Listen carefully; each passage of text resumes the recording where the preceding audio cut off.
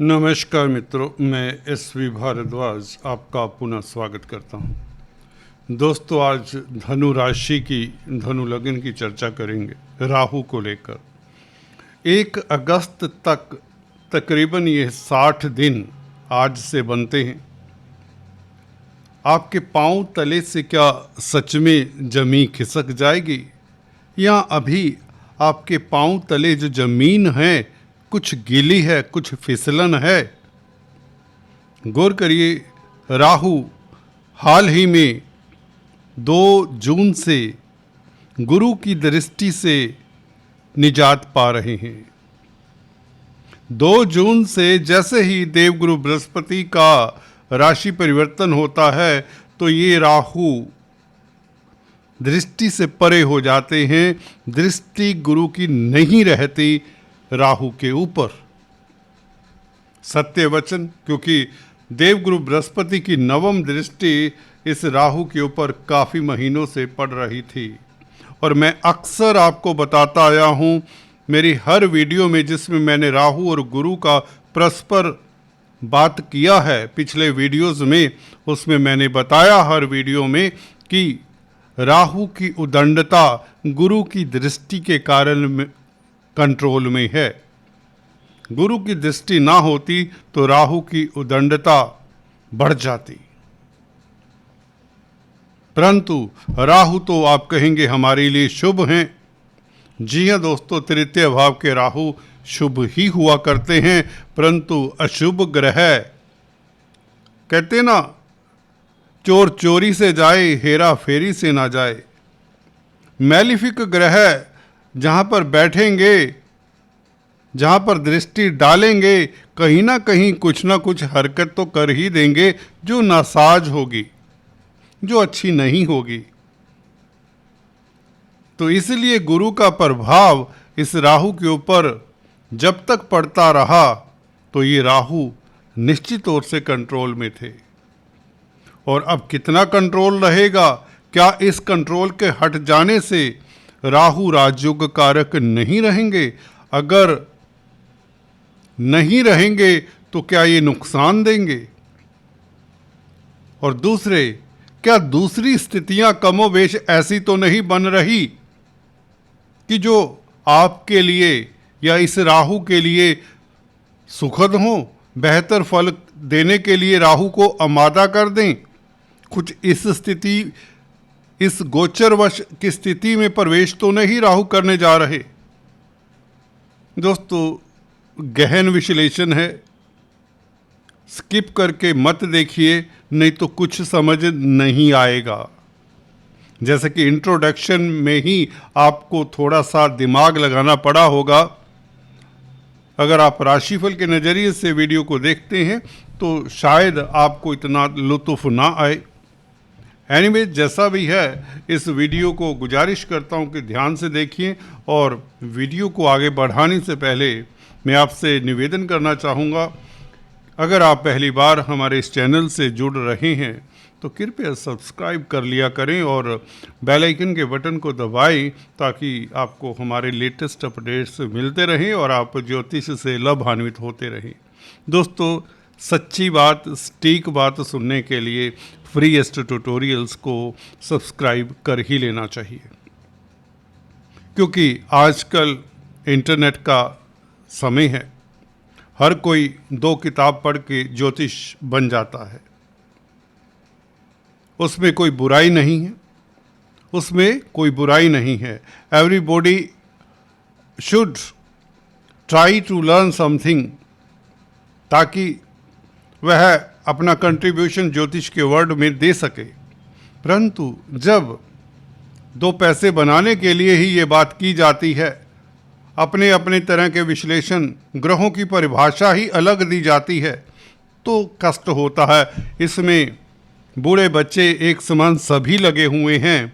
Internet पर ज्योतिष को नए ढंग से परिभाषित किया जा रहा है, जैसे कि ऊपर से उतर के सभी कलयुग में ऋषि आ गए हों। एनीवेज, थोड़ा सच कड़वा होता है, ये बताना ज़रूरी होता है। तो जो भी आप वीडियोस को समझें, देखें, गौर किया करें।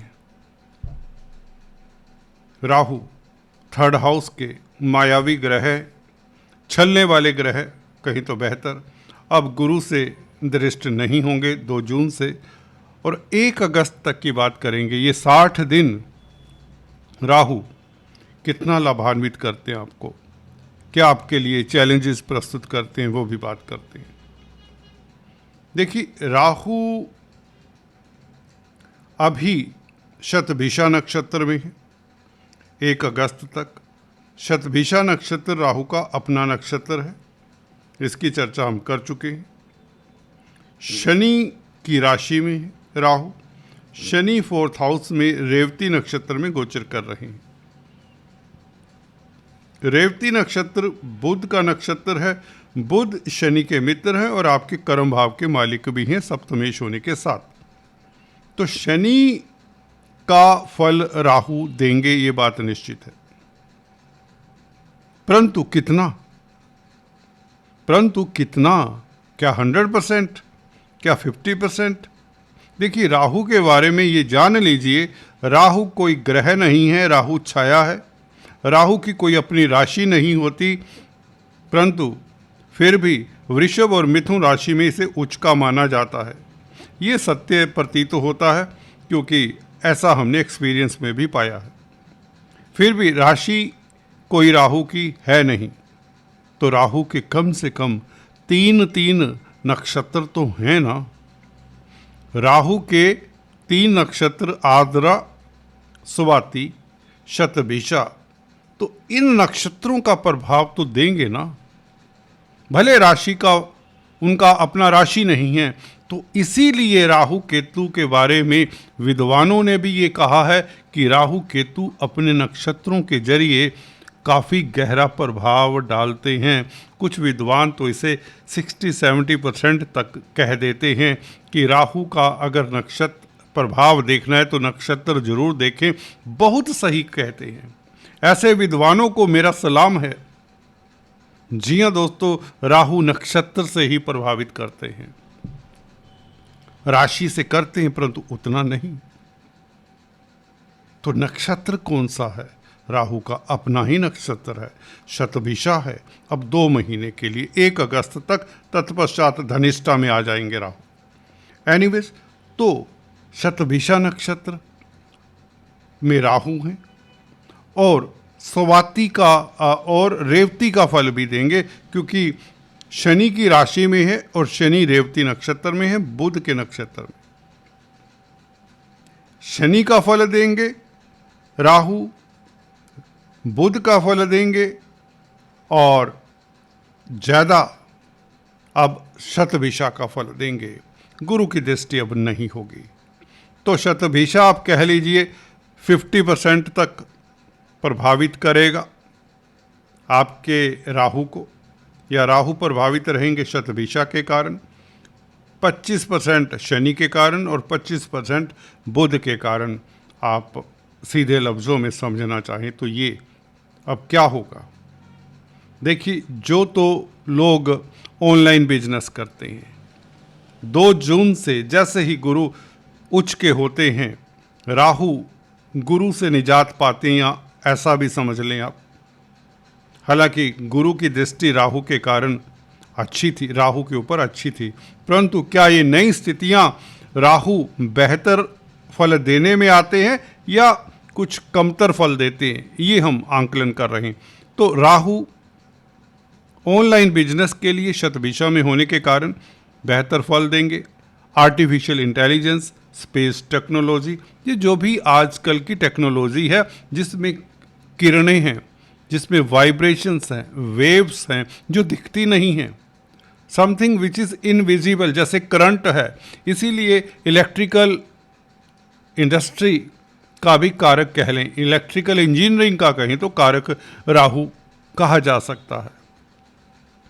और जो लोग, क्योंकि शतभिषा में है, शतभिषा मीन्स 100 वैद्य, 100 वैद्य, तो राहु इस नक्षत्र में हो तो व्यक्ति को हीलिंग विद्याओं में महारत मिलती है, अच्छा वैद्य हो सकता है, अच्छा हीलर हो सकता है, और पराविद्याओं में भी कामयाब होता है जिनका राहु शतभिषा में हो।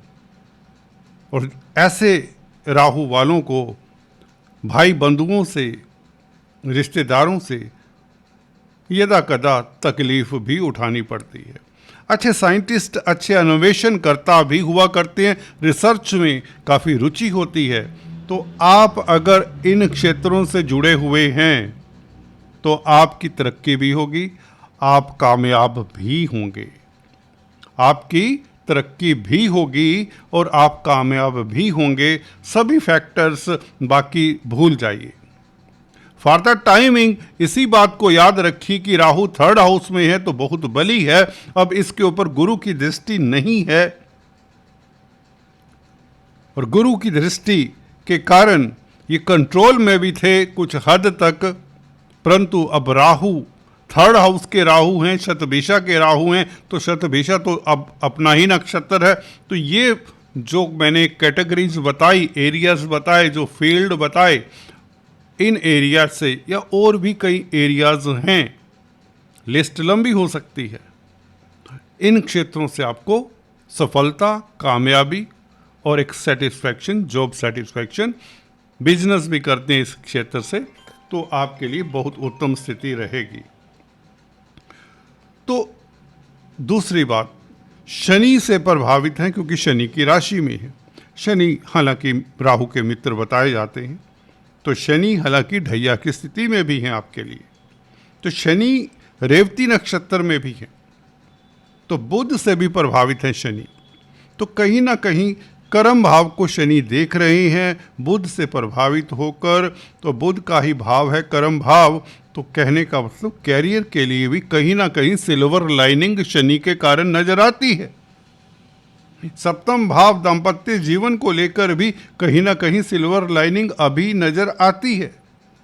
डेली आमदन पार्टनरशिप को लेकर भी कहीं ना कहीं सिल्वर लाइनिंग नजर आती है। परंतु राहु की दृष्टि, पंचम दृष्टि सप्तम भाव के ऊपर, अब सप्तम भाव में दोस्तों गुरु नहीं है, तो सप्तम भाव के ऊपर राहु का कंट्रोल, जो कि मिथुन राशि रहती है और बुध की राशि, यहाँ पर राहु उच्च के होते हैं। तो कहने का मतलब राहु अब बुध के भाव को भी देखेंगे जहाँ पर उच्च के होते हैं, और शनि बुध से भी प्रभावित हैं। राहु रेवती नक्षत्र से प्रभावित हैं शनि, और शनि राहु को प्रभावित कर रहे हैं क्योंकि राहु शनि की राशि में। तो व्यापार के लिए कहीं ना कहीं आपके लिए जो मंदा फल अभी मिला है वो कुछ बेहतरी एकदम से नज़र आती है। कमीशन के कामकाज, कंप्यूटर आईटी के क्षेत्र से, संचार व्यवस्थाओं से सुखद समाचार मिल सकता है। यात्राओं से लाभ हो सकता है, कोई बड़ी बात नहीं। 3rd हाउस यात्राओं का है। पराक्रम में, साहस में वृद्धि के योग, वो तो पहले भी थे, अब भी उसमें कोई फर्क नहीं, क्योंकि गुरु की दृष्टि के कारण आप साहसी थे, क्योंकि राहु के साथ संबंध था, 3rd हाउस के साथ गुरु का संबंध था।